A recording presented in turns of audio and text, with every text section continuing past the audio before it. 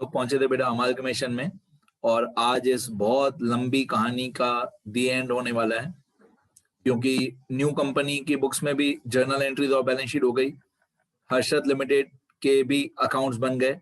आज हम लोग बनाएंगे प्रवीण लिमिटेड के अकाउंट्स, नेसेसरी अकाउंट्स। उसके लिए सबसे पहला स्टेप होता है ये जो प्रवीण लिमिटेड है ओल्ड कंपनी 2, इसका स्टेप 1 होता है। आज हम लोग ओल्ड कंपनी 2 हैं, आज हम लोग प्रवीण लिमिटेड हैं। आज वाले लेक्चर में वी आर प्रवीण लिमिटेड। तो पहला स्टेप होता है in the books of Praveen limited, पहले तो सेट 1 2 3 4 जैसे अर्शद का बताया था, सेट 1 2 3 4, उसके अंदर स्टेप 1 2 3 4। तो अकाउंट्स तो मैं फिर से नहीं बता रहा हूं कौन से होते हैं सेट 1 2 3 4 में, मैं सीधा स्टेप्स से शुरू करता हूं। पहला स्टेप होता है old balance sheet, all amounts, one effect compulsory. तो गुडविल 35,000 चाहे ये taken over by new company नहीं होता है तो भी ये रियलाइजेशन में ही डेबिट करना है। 35,000 goodwill, land and building 1 lakh.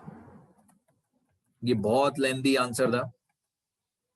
यहाँ पे प्रवीण लिमिटेड ये 35,000 और ये 1 लाख, ये गुडविल और ये लैंड एंड बिल्डिंग। यहाँ पे हम लिखेंगे टू सन्ड्री एसेट्स, ठीक है। गुडविल टेकन ओवर नहीं होता है ओल्ड गुडविल, फिर भी आपको इसको रियलाइजेशन अकाउंट में ही डेबिट करना है 35,000 को। आगे बढ़ते हैं।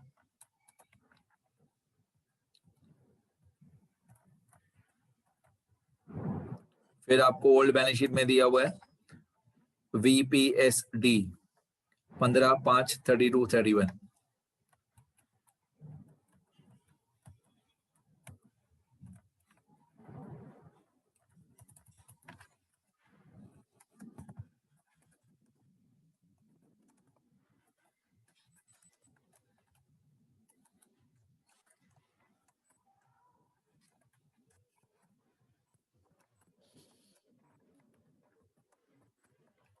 ये है व्हीकल्स, ये था पेटेंट्स, फिर था स्टॉक, फिर था debtors. Vehicle, patent, stock, debtors, ये हमारे ओल्ड बैलेंस शीट के जो भी तब एसेट्स थे उनका एक इफेक्ट हो गया। बैंक बैलेंस है ओल्ड बैलेंस शीट में, बट बाकी सारी चीजें मैंने रियलाइजेशन अकाउंट में डेबिट कर दी। इसके बाद ओल्ड बैलेंस शीट में प्रवीण लिमिटेड की ओल्ड बैलेंस शीट में बैंक बैलेंस है 23,500, ये टेकन ओवर नहीं था, इसलिए इसको हम लोग अलग से अकाउंट बना के कैश एंड बैंक अकाउंट में डेबिट करेंगे 23,500।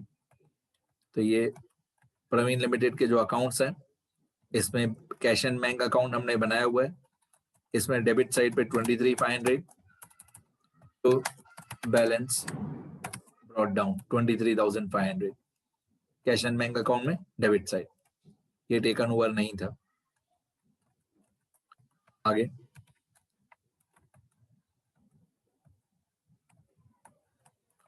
और ओल्ड बैलेंस शीट में क्या है, ओल्ड बैलेंस शीट में इक्विटी शेयर कैपिटल 2 लाख, ये इक्विटी शेयर होल्डर्स में आएगा। प्रॉफिट एंड लॉस अकाउंट 26,000, ये भी इक्विटी शेयर होल्डर्स में आएगा। 2 लाख भी और 26,000 भी, 2 लाख 26,000 15,500। अमाउंट याद रखना, 15,500 क्रेडिटर्स है, 3 ही अमाउंट है, मैं वापस बैलेंस शीट नहीं दिखाऊंगा। 2 लाख 26,000 15,500, याद रखना ये सब। 2 लाख 26,000 15,500।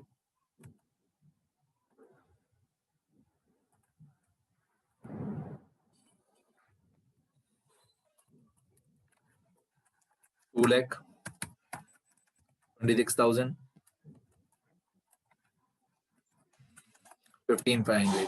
अब ये जो 2 लाख है ये इक्विटी शेयर कैपिटल है, तो मैं लिखूंगा by equity share capital account.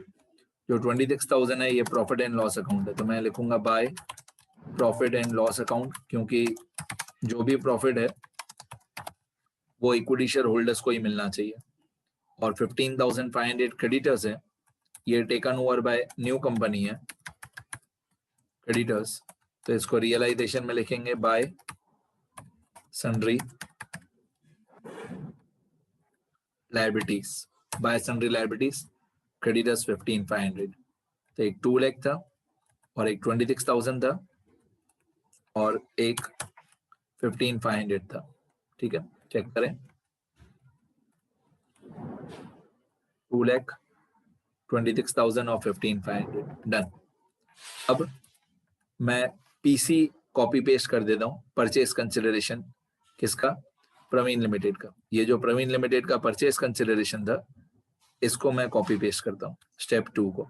आपको पूरा फिर से लिखना नहीं है, आपको एक बार ही लिखना है, बट मैं इसको नीचे लेके जा रहा हूँ जहाँ पे अकाउंट्स बनाए हुए प्रवीण के, ताकि बार बार ऊपर नीचे स्क्रीन करनी नहीं पड़े। ये परचेज कंसिडरेशन इसका, प्रवीण लिमिटेड का, प्रवीण लिमिटेड का परचेज कंसिडरेशन। ठीक है, अब ये सारी कैलकुलेशन है। सबसे पहले 1,85,000 पीसी बिकम्स ड्यू। ये स्टेप, पहले स्टेप 1 हो गया हमारा, old balance sheet all amounts 1/5 compulsory. फिर स्टेप 2 होता है 1,85,000 व्हेन पीसी बिकम्स ड्यू, तो उसकी जर्नल एंट्री होती है new company account debit to realisation 1,85,000, new company to realisation 1,85,000। तो मैं आनंद लिमिटेड अकाउंट में करूंगा डेबिट। ये आनंद लिमिटेड अकाउंट है, इसमें मैं डेबिट करूंगा 1,85,000 कि हमको न्यू कंपनी से पैसा लेना बाकी है, हम मतलब ओल्ड कंपनी। तो मैं लिखूंगा टू रियलाइजेशन अकाउंट ब्रैकेट में पीसी 1,85,000, यहाँ पे होगा डेबिट, तो रियलाइजेशन में होगा क्रेडिट। ये रियलाइजेशन अकाउंट है, रियलाइजेशन अकाउंट में क्रेडिट 1,85,000 बाय आनंद लिमिटेड मतलब न्यू कंपनी, बाय आनंद कंपनी अकाउंट ब्रैकेट में परचेज कंसिडरेशन 1,85,000।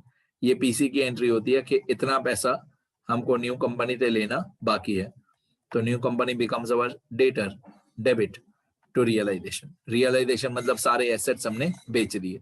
ये स्टेप 2 होता है हमारा when PC becomes due, new company account debit to realisation. तो आप मन में जर्नल एंट्री बोलोगे, करोगे उसकी पोस्टिंग।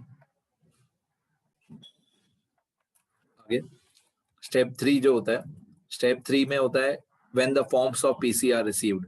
तो ये जो 1,85,000 हमको न्यू कंपनी से लेना था, आनंद कंपनी से जो हमको 1,85,000 रुपीज लेना था, तो हम लोगों को आनंद कंपनी से किस तरीके से मिला ये पैसा।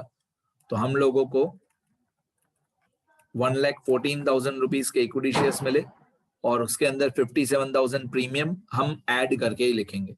मैंने ओल्ड कंपनी 1 में भी आपको बताया, हम लोग 1,14,000 और 57,000 दोनों को ऐड करके ही लिखेंगे। 1,14,000 और 57,000 दोनों को ऐड करके ही लिखेंगे 1,71,000।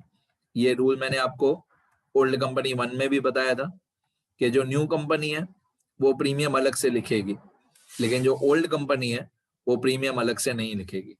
ठीक है, न्यू कंपनी वाला प्रीमियम अलग से लिखेगा, सिक्योरिटी प्रीमियम। ओल्ड कंपनी वाला प्रीमियम अलग से नहीं लिखेगा, लेकिन शेयर्स के अंदर ऐड कर देगा, इक्विटी शेयर्स के अंदर ऐड कर देगा। तो 1,14,000 प्लस 57,000, तो ओल्ड कंपनी में प्रीमियम ऐड करके ही लिखना है। अब कैश एंड बैंक कितना था, कैश एंड बैंक था ये 14,000 कैश एंड बैंक। तो जर्नल एंट्री बन गई equity share of new company account debit, cash and bank account debit to new company. ठीक है, मैं पोस्टिंग करके बताता हूं इसकी। 1,71,000 equity share of new company account debit, ये 1,71,000 equity share of new company account debit, 14,000 rupees cash and bank account debit, 14,000 rupees cash and bank account debit, और ये दोनों अमाउंट्स न्यू कंपनी में हो जाएंगे क्रेडिट। 1,71,000 और 14,000, ये दोनों अमाउंट्स न्यू कंपनी में हो जाएंगी credit. New company is the giver, credit the giver. तो इक्विटी शेयर हमको मिले तो हम लिखेंगे टू न्यू कंपनी मतलब Anand company account. Equity share हमको मिले तो टू आनंद कंपनी हम लिखेंगे equity shares comes in, debit what comes in to Anand company, Anand company is the giver. तो मैं क्रेडिट साइड पे लिखूंगा by equity shares of new company account, by equity shares of new company account 1,71,000, ठीक है। और 14,000 में by cash and bank account, यहाँ पे होगा credit, by cash and bank, यहाँ पे होगा क्रेडिट, तो कैश एंड बैंक में होगा डेबिट। कैश एंड बैंक में डेबिट साइड पे क्या लिखेंगे, तो आनंद कंपनी 14,000, तो equity share of new company debit, Anand company credit, फिर कैश एंड बैंक डेबिट 14,000 और आनंद कंपनी क्रेडिट 14,000। इसको बोलते हैं when the forms of PC are received. तो इक्विटी शेयर्स आए debit, Anand company is the giver credit, फिर कैश एंड बैंक आया 14,000 और Anand company is the giver. आगे फिर स्टेप 4, स्टेप 4 में क्या होता है, ये जो 1,71,000 के equity share of new company मिले थे स्टेप 3 में, जो मिले थे स्टेप 4 में ये चले जाएंगे। तो 1,71,000 रुपीज जो equity share of new company पहले डेबिट हुआ था वही क्रेडिट हो जाएगा। ये हम किसको दे देंगे, पुरानी कंपनी के इक्विटी शेयर होल्डर्स को 1,71,000। और जो 14,000 रुपीज हमको कैश मिला था ये किसके लिए मिला था, इक्विटी शेयर होल्डर्स के लिए ही मिला था। ये कैश भी हमारा चला जाएगा, ये हम किसको दे देंगे, इक्विटी शेयर होल्डर्स को। ये जर्नल एंट्रीज आपको लिखनी नहीं है, सिर्फ आपको याद करके जानी है, आपको अकाउंट्स बनाने हैं ओल्ड कंपनी के। तो होल्डर्स में डेबिट और equity share of new company में क्रेडिट। होल्डर्स में डेबिट 1,71,000 और equity share of new company में क्रेडिट 1,71,000। तो होल्डर्स में डेबिट साइड पे क्या लिखेंगे, तो equity shares of new company account, holders में डेबिट, होल्डर्स में debit, holders are the receivers, debit the receivers, और equity share of new company में क्रेडिट। क्या लिखेंगे, by equity share holders account. Equity share of new company पहले आया था तो डेबिट, फिर चला गया तो क्रेडिट। जब यहाँ पे डेबिट हुआ था तो क्रेडिट हुआ था आनंद कंपनी में, और जब यहाँ पे क्रेडिट हुआ तो डेबिट हुआ इक्विटी शेयर होल्डर्स में।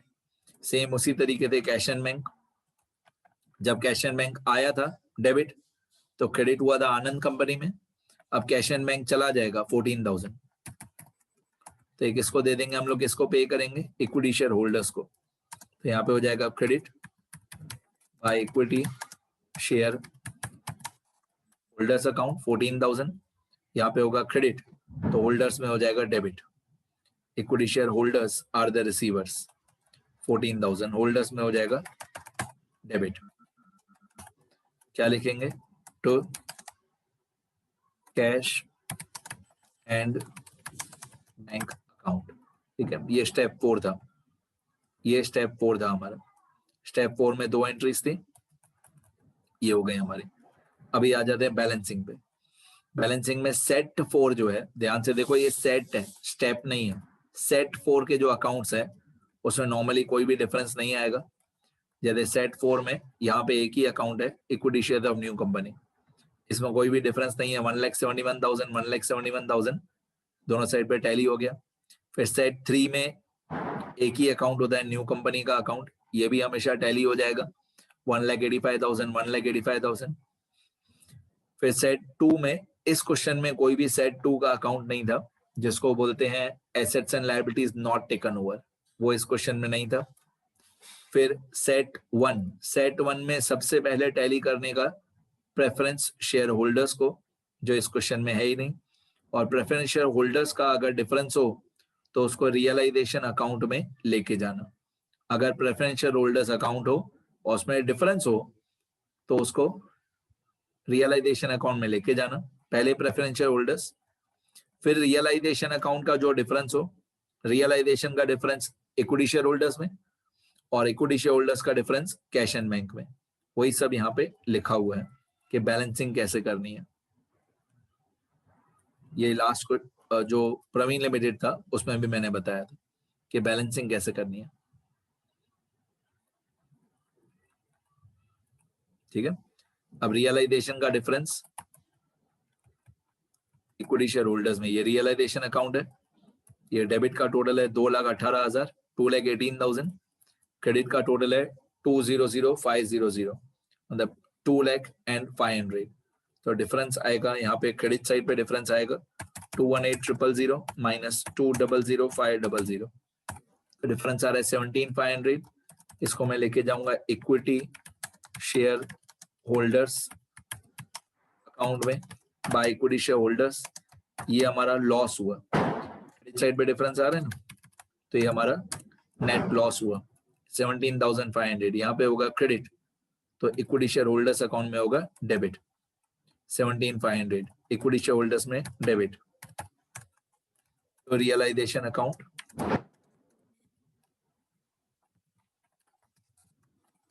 और ये लॉस हुआ 17,500, तो realisation account loss, net loss 17,500। अब इक्विटी शेयर होल्डर्स का डिफरेंस निकालेंगे। इक्विटी शेयर होल्डर्स का टोटल क्रेडिट साइड पे बड़ा है 2,26,000, डेबिट साइड पे छोटा टोटल है, डिफरेंस आएगा 2,26,000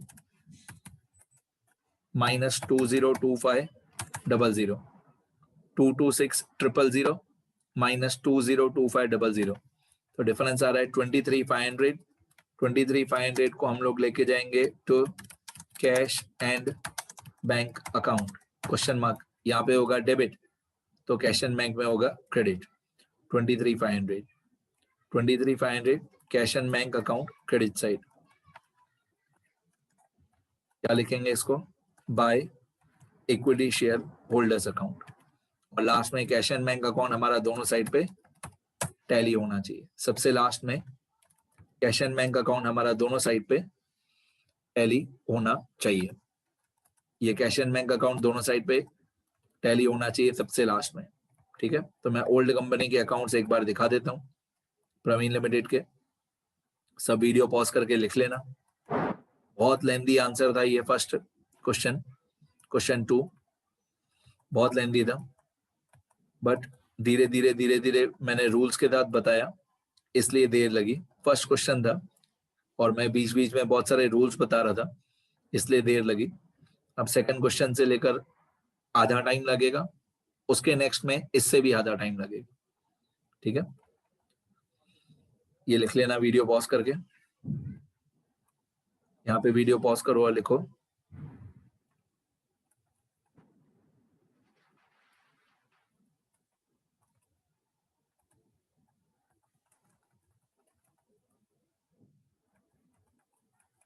ये लिखो, ये लिखो,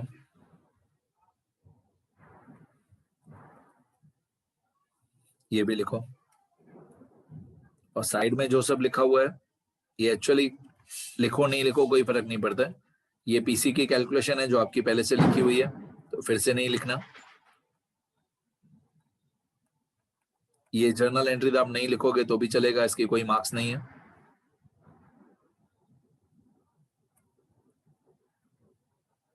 और ये हाउ टू बैलेंस जो है ये भी ज्यादा हर्षद लिमिटेड का था, वैसा ही प्रवीण लिमिटेड का लिखा हुआ है, तो थियरी वाले पेजेस में एक बार ही लिखना, 2 बार नहीं लिखना।